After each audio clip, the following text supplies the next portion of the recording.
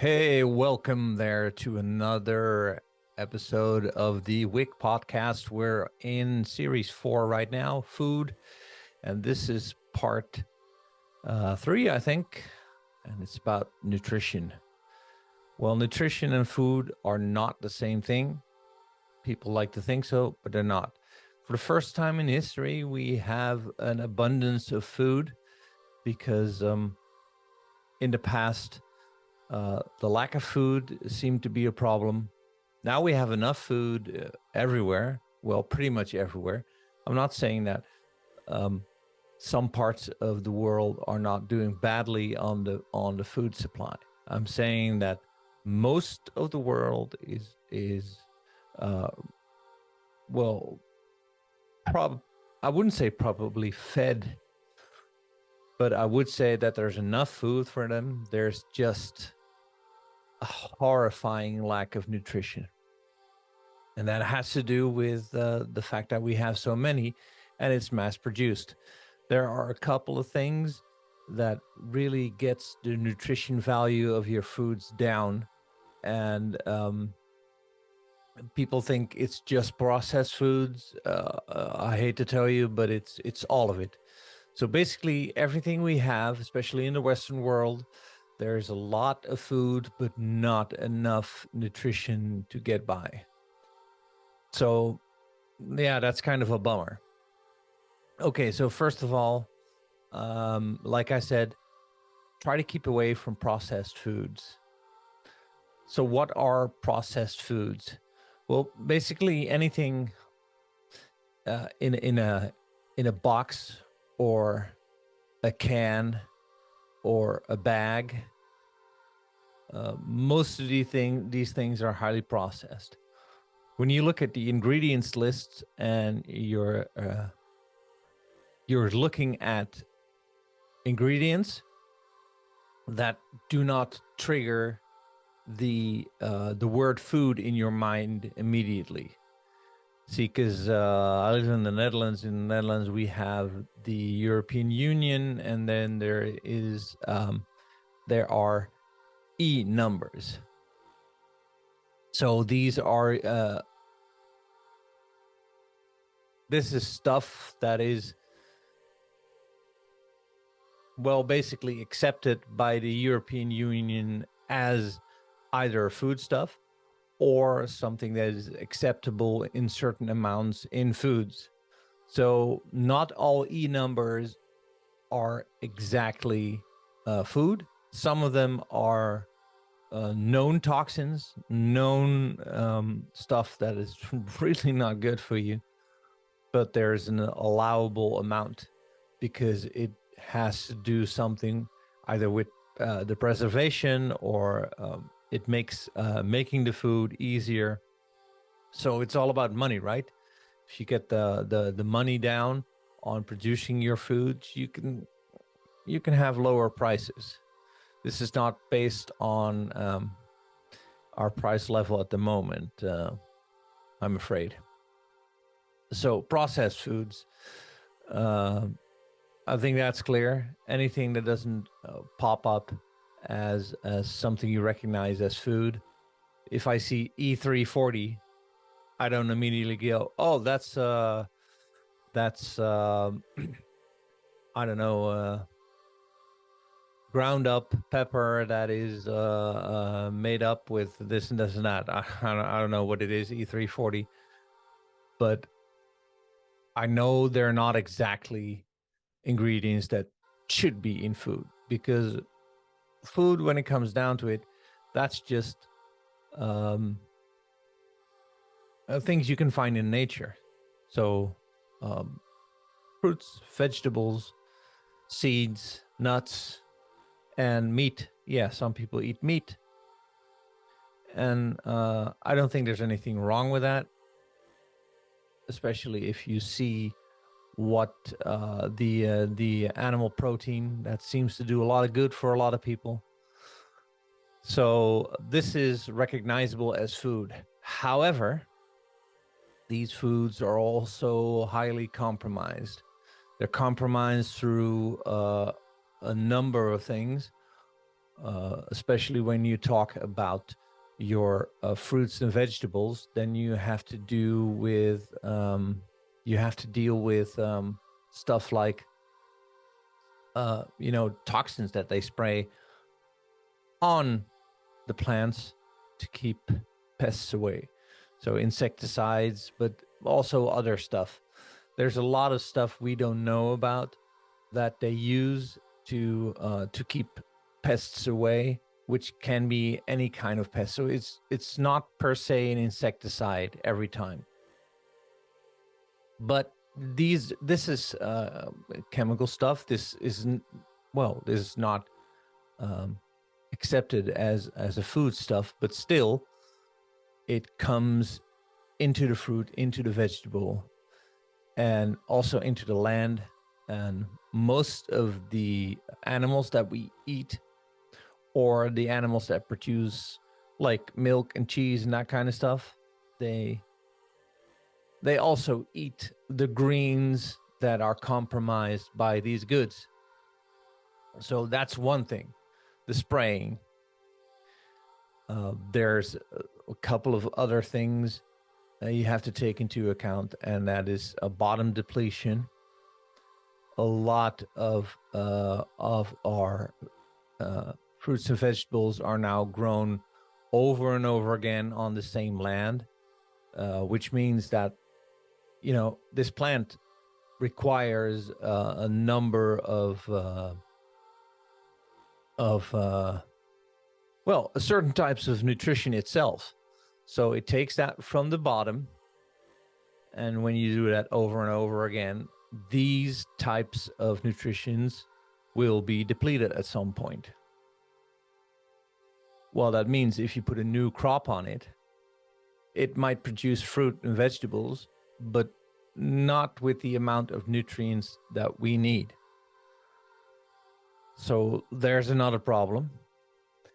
And then there is also a problem with the animals, not just meat animals, but like I said, for milk and dairy and eggs and that kind of things. They're usually treated with medicine. And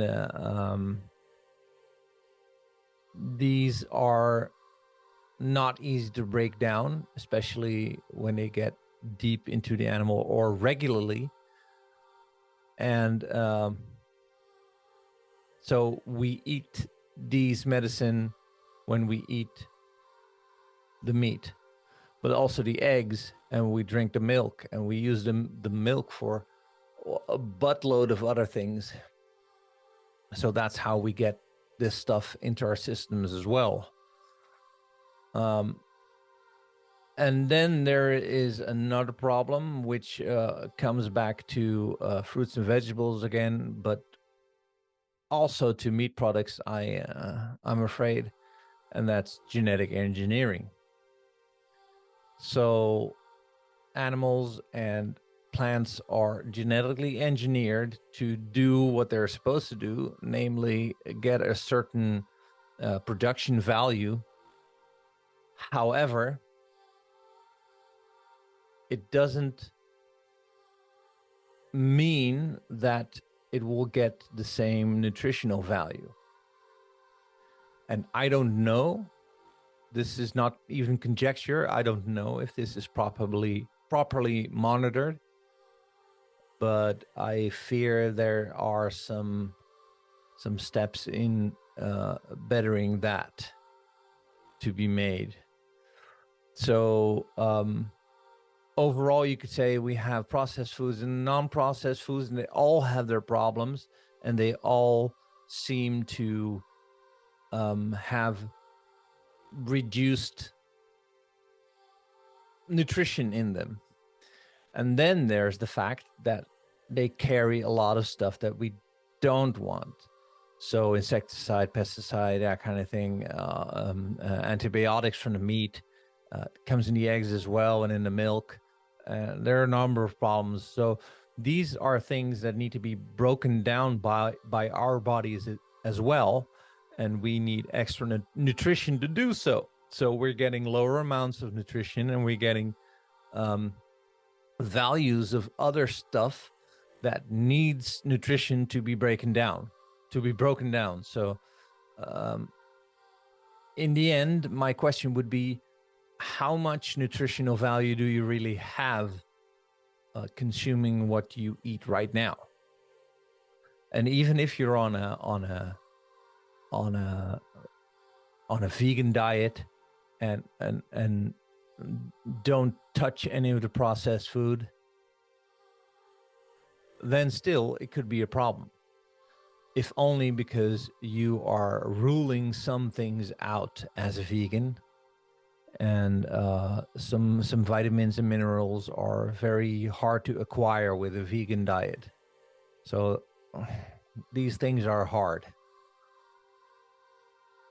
So what is there to do? Well, what it boils down to is that you have to, we don't have to, but what it comes down to, if you want your daily recommended doses, then you're going to have to supplement. And this has become very clear in our immune systems lately. We've seen some troubles we've been having with fighting some things off, like viruses. And I'm getting into tricky area here, but I'm pretty sure that it has something to do with the depletion of our foodstuffs. So we're not getting the required nutritional value to support our immune system in the way that we need to. Okay, so how do I know what nutrition I'm lacking? Well, there are some typical things. There are also some typical things that are linked to certain diets. Now, you can look them up, but most of the things that seem to be a problem with humans is vitamin C, which is something we do not make at all. I think there's some animals that make it, but I don't think people make it in their own bodies. So you when you need vitamin C, you're relying on a diet only. And then there is magnesium, which seems to be a thing that a lot of people are lacking.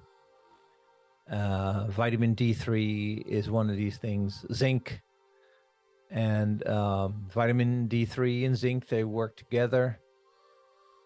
And it's recommended that you get some selenium as well. And when you have the combination of vitamin D, zinc, and selenium, then I would recommend some quercetin. However, if you want to know these things for sure, you should get them checked.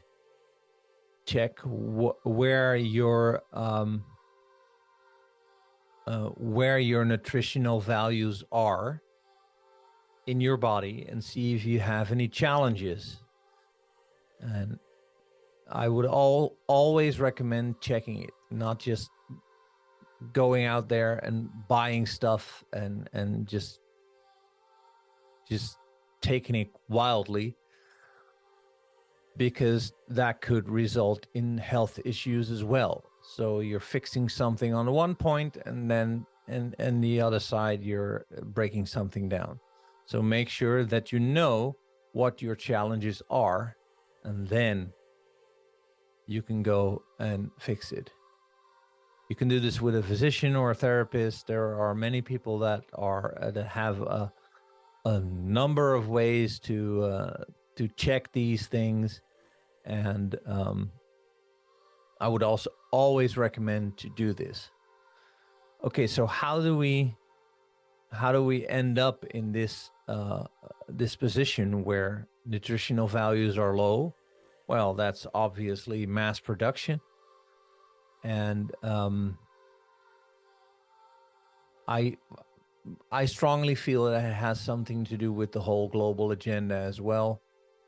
You know, we're trying to get foods from everywhere.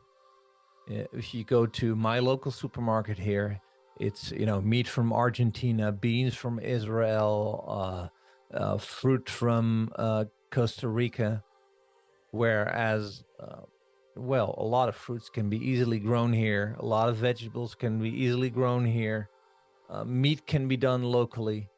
So why wouldn't we do this locally? I think there's a good thing. And then you can choose, and you can have local producers.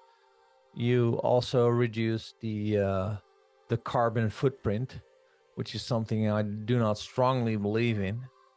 But if that's something you're into, well, this supports that.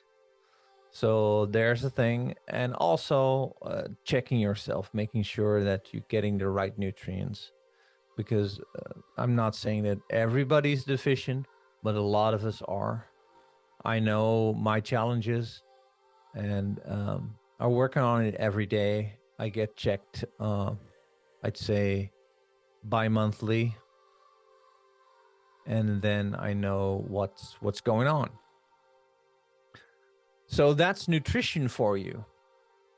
Another thing I wanted to get into that is it kind of negates the whole supplement, the supplement area, and that is the fact that these supplements that you take, make sure you get good ones though, and good ones aren't cheap, because if you have the cheaper ones, they will basically give you a lot of filling stuff that will require most of the vitamins or mineral that are in the supplements to be able to get that out of your system again. So that's useless. You can just, you know, if you don't have the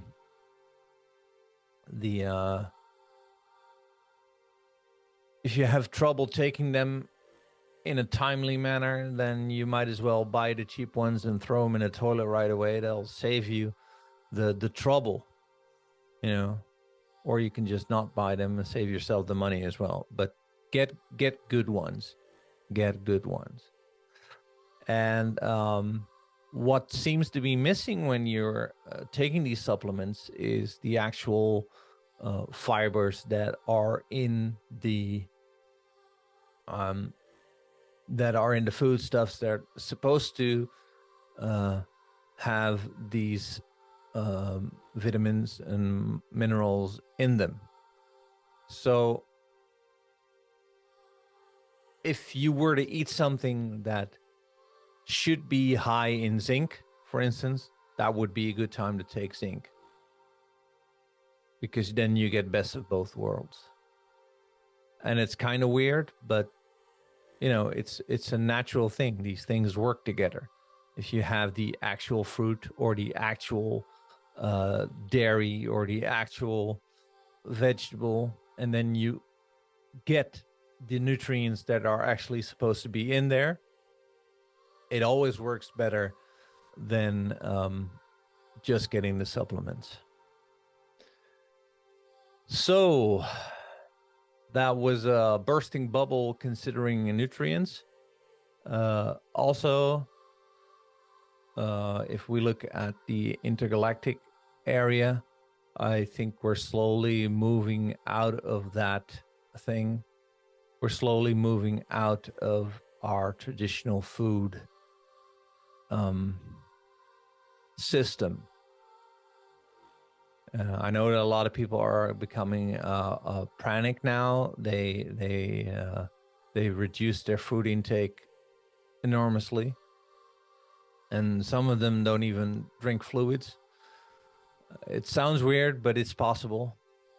It's not something I would recommend for anyone to just go and do. You have to do this with multiple people, you know, keeping a close eye on you, and getting all the information first before you dive into this. but I don't recommend it at this point anyway. But I think we're slowly moving into that direction, and you know, there's going to be a time when our diet's going to be fluid based, and then it's just going to be based in energy. I know this sounds all very weird, but I strongly believe that that's the direction we're going in. All right. Thank you for listening. Make sure you get the next episode. If you're watching on YouTube and you like, just, subscribe, hit the notification bell if you like. And I'll see you on the next episode. Bye.